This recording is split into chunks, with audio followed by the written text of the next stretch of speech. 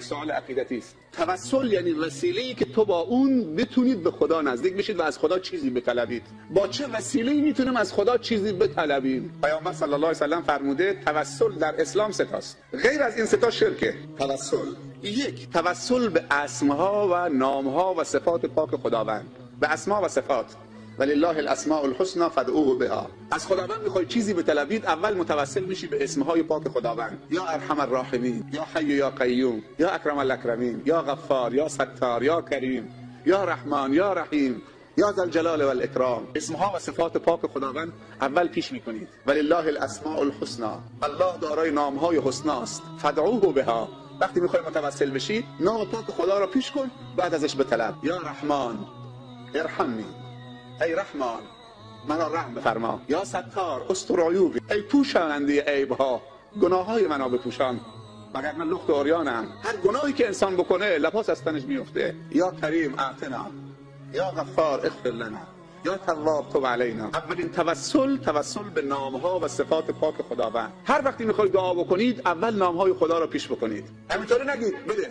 چی بده؟ چطوری وقتی همدیگر رو صدا میزنیم جناب آقای فلان و انتظاری داریم القاب بزرگو پیش میکنیم تا امید به اجابت داشته باشیم. توسل دوم، توسل به اعمال صالح خود انسان که 100% از نیتش باخبره که این عملش قبول شده، خالص به خاطر خدا بوده. این نوع دوم توسل هست. یعنی از خدا میخوای چیزی بطلبید، قبل از اینکه دستت بلند بکنید یک صفحه قرآن تلاوت میکنید، وضو میگیرید یک صفحه قرآن تلاوت میکنید. قبل از اینکه از خدا چیزی بطلبید وضو میگیرید، 2 رکعت نماز سنت نفل میخونید، سنت میخونید. قبل از اینکه از خدا چیزی بطلبید یه 10 تومن صدقه میدید، یه کار خیر انجام میدید خالصانه به خاطر خدا. بعد میشینید رو به قبله دست بلند میکنید، میگی بار الله اگر این 2 رکعت نماز من، اگر این 10 تومن صدقه من، اگر این کار خیر من، اگر این یک صفحه که تلاوت کردم خالصانه برای تو بود و تو از نیت من باخبرید، مطلع هستی که چی تو دلم میگذشت، خدایا من به این عمل صالح هم متوسل به شما میشم، مشکل منو حل بفرما. این نوع دوم توسل به اعمال صالح خود انسان. مثال داره در قوم بنی اسرائیل 3 نفر دوست با هم از صبح از خانه خارج شدن، رفتن صحرا و کوه. هوا طوفانی شد، پناه بردن به غاری. وقتی که در غار رفتن کوه لرزش پیدا کرد یا رانشی در کوه ایجاد شد، صخره از بالا جدا شد، آمد در غار رو مسدود کرد. رفتن 3 نفری با 6 تا دست، هر قدرتی که داشتن خواستن صخره رو کنار بزنن، صخره اصلا پرس شده بود دم در. نشستن 3 نفری، گفتن مرگ ما حتمیه، موبایل که نیست، وسیله ارتباطی هیچ نیست، هوام طوفانی و بارندگی، ما هم تو این غار دارم مسدود شده، مردم از ما خبر ندارن، مرگ ما حتمیه. فکر کردن به این نتیجه رسیدن. 3 نفری با هم مشورت کردن، گفتن تنها کسی که میتونه ما را نجات بده از این هلاکت فقط خودشه، وگرنه کسی از ما ارتباط نداره و خبر نداره، اطلاع نداره. گفتن چی کاری بکنیم که اونو راضی بکنیم؟ توسل دوم، توسل به اعمال صالح خود انسان. بس 3 نفری با هم فکر کردن، به همدیگر گفتن که هر کدوم از ما فکر بکنه در گذشته عمرش چه عملی خالصا برای خدا انجام داده، دور از چشم مردم، نه به خاطر ریا و شهرت و سمعه، فقط به خاطر خدا. فکر کردن، تو پرونده 40-50 سالشون ورق زدن، تو ذهنشون نه اونجا خود نماز ریایی خوندم، اونجا صدقه دادم که مردم بگن فلانی صدقه داده، اونجا تو نمیدونم اونجا همش اینا. تا رسید نفر اول به یک نقطه. وقتی به اون نقطه رسید گفت پیدا کردم، خیلی ها ازش گذشتن چون خالص به خاطر خدا نبود، ولی یک نقطهش میدونم که 100% از دل خودم خبر دارم که به خاطر خدا بود. گفت چیه؟ گفت اینه. بلند شد از کنار اون 2 نفر رفت نشست، خیلی متواضعانه دست بلند کرد، گفت بارالله من پدر و مادر پیری داشتم. خوب دقت بکنید. بارالله من پدر و مادر پیری داشتم و گله گاو و شتر و گوسفند داشتم، عیالوارم بودم، بچه داشتم، هر روز میرفتم گله رو میوردم صحرا، شیر رو میدوشیدم میآوردم، قبل از این که به بچه هام بدم اول به پدر و مادر پیرم میدادم تا اونها بخورن بنوشن از من راضی باشن، بعد به بچه ها و فرزندانم میدادم. تا اینکه یکی از روزها رفتم صحرا دنبال گله، وقتی آمدم که شب شده، هوا خیلی تاریک شده، مقداری از شب گذشته، بچه‌ها گرسنه‌ان، همه گریه میکنن. شیر تو دستم آوردم، دویدم به طرف پدر و مادرم که هر 2 تا خواب رفتن، انتظار کشیدن خواب رفتن. بچه‌ها فریاد میزنن، گریه میکنن بابا شیر بده. من همینطور لیوان شیر یا اون ظرف شیر رو تو دستم گرفتم، ایستادم به بچه‌هام ندادم که اول پدر و مادرم راضی بکنم. و این 2 تا همینجور تو خواب بودن، بیدار نشدن تا وقت سحر بیدار شدن که من ایستادم سر پا، ظرفم تو دست منه. بعد گفتم بابا شیر بگیر، مادر شیر بگیر بخور. و پسرم تو ایستادی، گفت معذرت میخوام وقت من آمدم شما خواب بودید، شیرتون رو بگیرید بخورید. خوردن، تشکر کردن. گفت بارالله اگر احترام به پدر و مادر، خدمت پدر و مادر، نیکی به پدر و مادر، احسان به پدر و مادر، رضای پدر و مادر رضای توست و خدمت به اونها رضای توست و دستور توست. تو دستور دادی که من به پدر و مادرم اکرام بکنم، احترام بکنم. خدایا اگر این کارو من به خاطر رضای تو کردم، مشکل ما رو حل بفرما. هنوز دستش پایین نیامده بود که صخره جابجا شد. پیامبر صلی الله علیه و سلم در حدیث دیگر میفرمایند پله منبر رو میشمرد، گفت آمین آمین آمین. 3 آمین گفت، 3 پله منبر که رفت بالا. صحابه تعجب کردن این 3 آمین مال چیه؟ جواب داد اولین آمینی که گفتم جبرئیل آمد گفت ای رسول خدا صلی الله علیه و سلم، از رحمت خدا به دور باد، محروم باد کسی که پدرش یا مادرش یا پدر و مادرش در حیات باشن، سبب آمرزیده شدن گناهان اون پسر نباشه و این پدر و مادر از دنیا ناراضی از فرزندان از دنیا برن و فرزندانشان در حیاتشان آمرزش از خدا نگیرن به وسیله پدر و مادر. یعنی پیامبر میفرمایند صلی الله علیه و سلم پدر و مادر وسیله است که انسان بتواند از خدا آمرزش بگیره. ولی پدر و مادر رفتن این فرزند آمرزیده نشد. بگو آمین، گفتم آمین. و علما میگویند دعای پدر و مادر در حق فرزند، دعای خیرش مثل دعای نبی در حق امتش هست. و نفرین پدر و مادر هم نفرین خطرناکی است. و امروزه اکثر جوانان از پدر و مادرشون بیزارند، زود از پدر و مادرشون سیر میشوند. هنوز پدر و مادر جوانند، افتاده نشدن سیر شدن. مادر 40 ساله 50 ساله، خدا نکنه که مریض بشه، افتاده بشه، خانه سالمندان. مردایی هستن که به خاطر زن جوانشان مادر پیرشون رو در بدر کردن، چون زنش گفته یا من تو این خانه یا این مادر پیر خرفتید. گفته تو باشید کدبانوی خانه من، چراغ خانه من.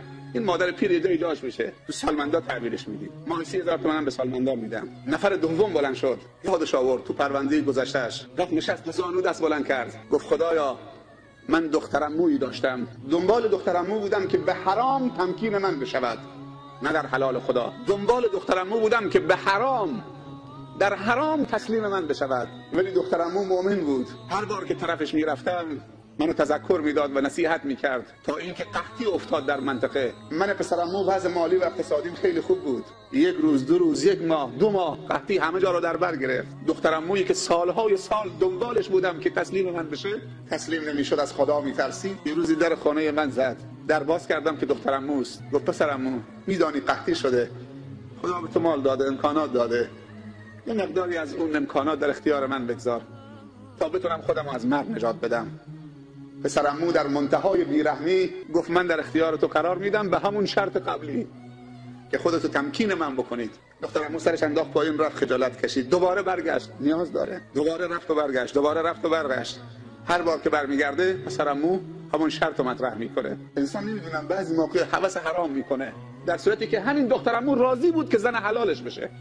تو هم پول داری، عقدش کن، زن حلالت باشه. چی لزومی داره که میگی شرط داری؟ کافیه که یک صیغه خونده بشه، زن حلالت میشه. ولی شیطان نمیذاره که صیغه خونده بشه. تا اینکه بعد از چند بار رفتن آمدن دخترعمو تسلیم شد. مسئله به جای پیش رفت که به جای باریک رسید، جای خطرناک و حساس. قبل از اینکه دامان عفیف و پاک دامن دخترعمو آلوده بشه توسط پسرعمو، دخترعمو فریاد زد. اونجایی که دیگه کار میخواست به نقطه صفر رسید، دخترعمو احساس خطر کرد، دوباره فریاد زد یا ابن العم اتق الله ولا تفض الخاتم الا باهل حقها. ای پسرعمو از خدا بترس، اتق الله، و این کار رو انجام نده مگر با حقش. حقش یعنی صیغه عقد شرعی باید خونده بشه، حلال. خوب دقت بکنن برادرها که پسرعمو سالهای سال دنبال دخترعمو بوده و حرام محاله که به چنین جایی برسه بتونه ترک حرام بکنه. اما همین کلمه اتق الله یا ابن العم، از خدا بترس پسرعمو، همین کلمه سبب شد که دل پسرعمو را برارزاند و خدا ترسی را در پسرعمو ایجاد کند. پسرعمو بلند شد. فاصله پسرعمو تا زنا کمتر از 1 ثانیه بود.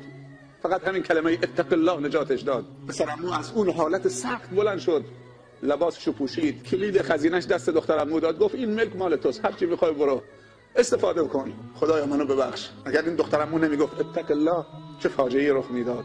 بعد پسرعمو درسش میلرزه اینطوری، میگه خدایا اگر من از اون صحنه خیلی سخت فقط به خاطر کلمه اتق الله بلند شدم، خدایا مشکل ما رو حل بفرما. هنوز دستش پایین نیاورده بود که صخره تکون خورد، مقداری کنار رفت. سرشون رو بیرون میکنن ولی خودشون نمیتونن بیرون بشن. نفر دوم بلند شد نشست، نفر سوم آمد، گفت پروردگارا چند سال پیش اجیری کارگری آمد در خانه من کارگری کرد. بعد از چند روز کارگری آمدم مزدشو بدم، گفت مزد من پیش تو بماند، میرم برمیگردم به عنوان امانت. رفت 1 سال 2 سال 3 سال 4 سال چند سال طول کشید. این شخصی که صاحب کار بود و امانتدار بود اون مال رو در تجارت انداخت و روز به روز مال اون کارگر رو هی افزایش میداد، هی زیاد میکرد، امانتداری که از اون مال کم نشه. بعد از چند سال دید که شخصی ناشناخته آمد، نمیشناختش، چهرهش عوض شده بود، خیلی وقت گذشته بود.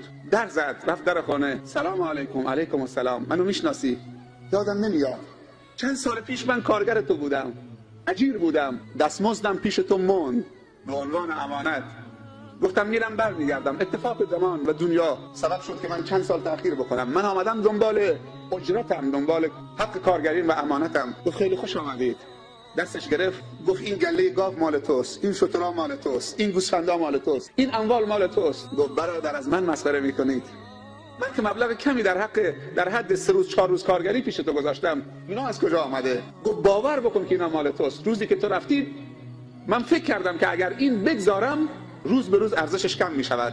تو تجارت انداختم، خرید و فروش کردم، مالت امروز شده به این گله. این همه رشد کرده، زاد و ولد کرده، همش مال خودته. باور بکن که مال خودته. اونم کوتاهی نکرد، هر چی مال و اموال داشت به سینه انداخت، هر چی مالهای دیگه داشت بر اون چارپایان هم کرد، به سینه انداخت و رفت. نگفت پس این 1 گاو و این 10 تا سکه مزد این همه خدمات و زحمات تو که در مال من تلاش کردی که مال من این همه رشد بکنه. اون طرف هم ناراحت نشد، گفت خدایا اگر من اون روز که امانت داری کردم فقط به خاطر که تو گفتی خدا بندگانی رو دوست داره که امانت دارن و در امانت خیانت نمی کنن و امانت رو نگهداری می کنن و بعد به صاحبانش پس می دهن و مزدش رو از من می طلبن. خدایا اگر اون عمل رو به خاطر رضای تو انجام دادم مشکل ما رو حل بفرما. سومی که دعا کرد، صخره رفت کنار، هر سه تا آمدن بیرون، دوباره یک دعایی به عنوان تشکر از خدا کردند که خداوند به برکت توفیقی که در گذشته برای عمل صالح خالصانه بهشون عطا فرموده بود از خدا تشکر کردند. عصائب نساع من الارض كلها يوحدهم دين ويجمعهم فكر توحدهم في الله اقوى عقيدة ولا نسب